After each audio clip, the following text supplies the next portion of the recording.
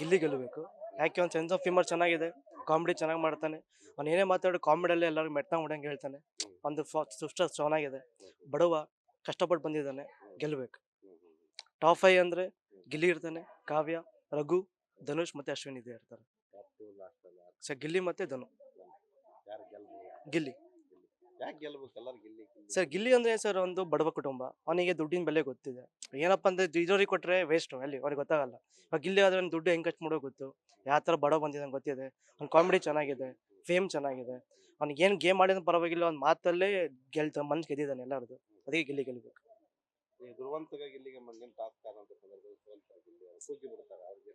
Sir ನೋಡಿ sir, ಯಾರೇ ಮನುಷ್ಯರಾದ್ರೂ ಏನಾರ ಹೋಪ್ ಇದ್ದಾಗ ಸೋತ್ರೆ ಬೇಜಾರಾಗಿ ಆಗುತ್ತೆ.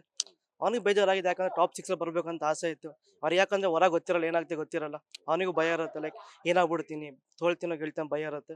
ಅದಕ್ಕೋಸ್ಕರ ಬೇಜಾರಾಗಿದೆ ಹೊತ್ತು ಮತ್ತೆ ಬೇಕಪ್ ಪಗೆ ಆಗ್ತಾನೆ. ಗೆಲ್ಲೇ ಗೆಲ್ತಾನೆ ಸರ್.